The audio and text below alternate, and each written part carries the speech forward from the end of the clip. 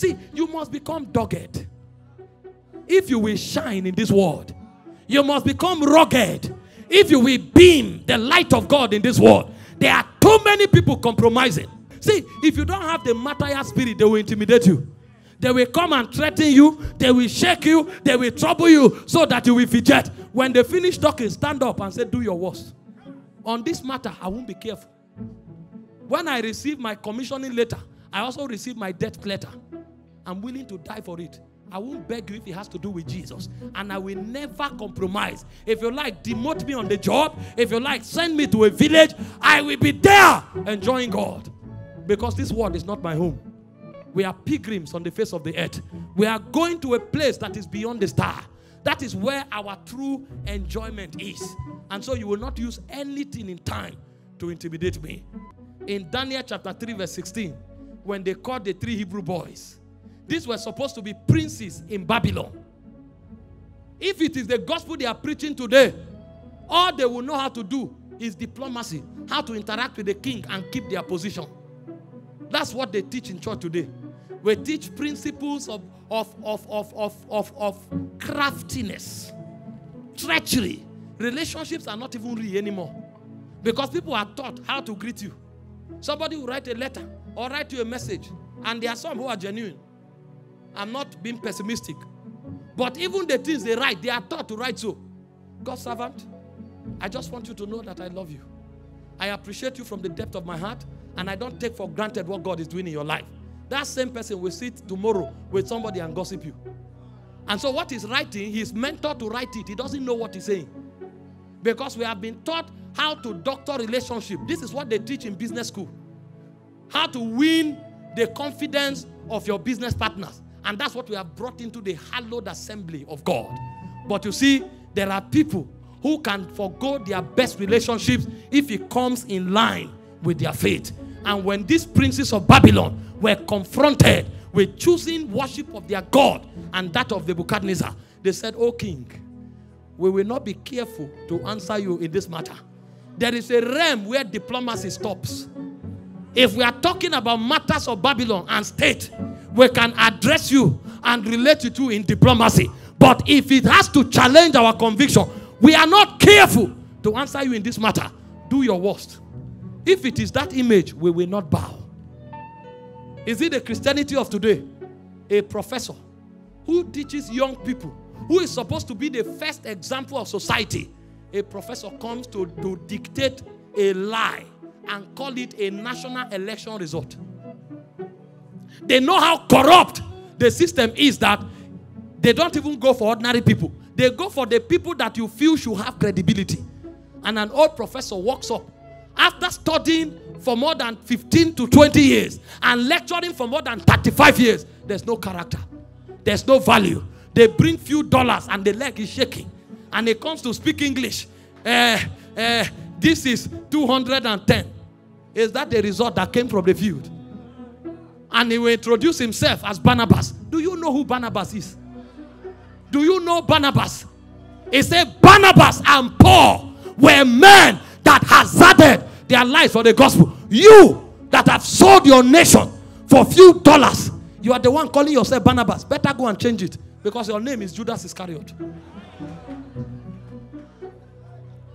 Shameless men all over the place. Old men that should be an example. According to patterns of scripture, Paul said the older men are supposed to teach us values. The older women are supposed to teach values to the younger ones. But today, what a shame. You'll see old men lying on national television. And when you ask them what is their name, they say their name is Paul. You are Paul? You Paul? Do you know who Paul is? Do you know who Paul? You don't have a name.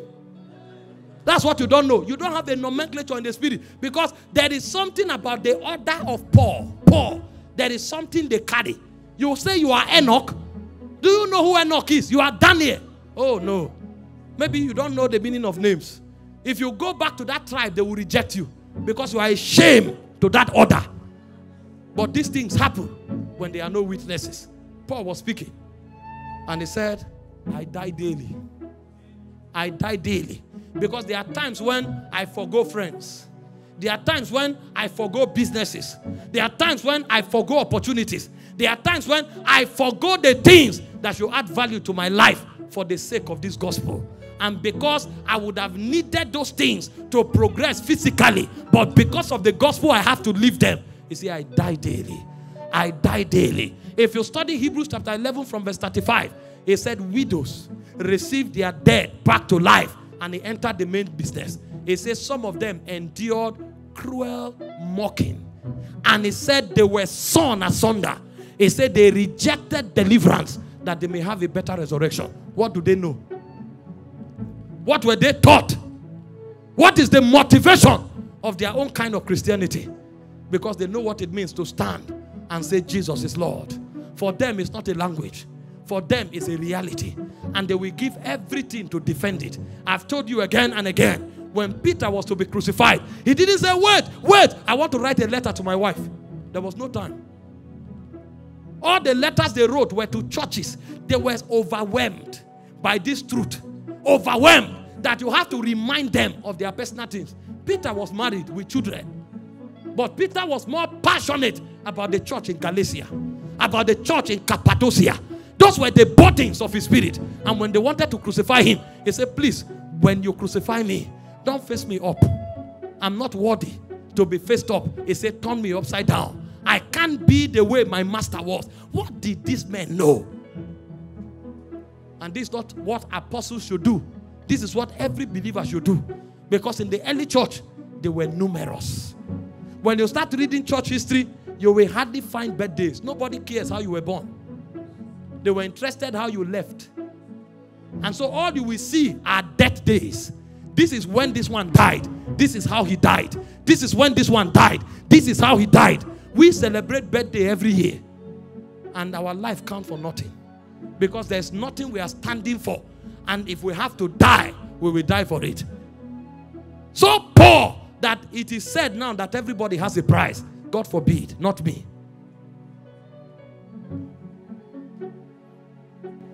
A witness is a martyr. A witness may not be an apostle. He may not be a prophet. But every witness is a martyr. Paul was speaking. He said, what shall separate us from the love of God? The guy came to a point where he was troubleshooting himself. Is there anything on earth that is so precious? He said, is it trial? Is it death? Is it height? Is it depth? Is it pains? Is it nakedness? What is that thing that can separate me from the love of God? He said, there's nothing. That's a martyr. Everyone listening to me, something will come upon your life. And if the whole Nigeria decides to compromise, you will stand. And if you have compromised before, the grace to stand going forward, receive it now.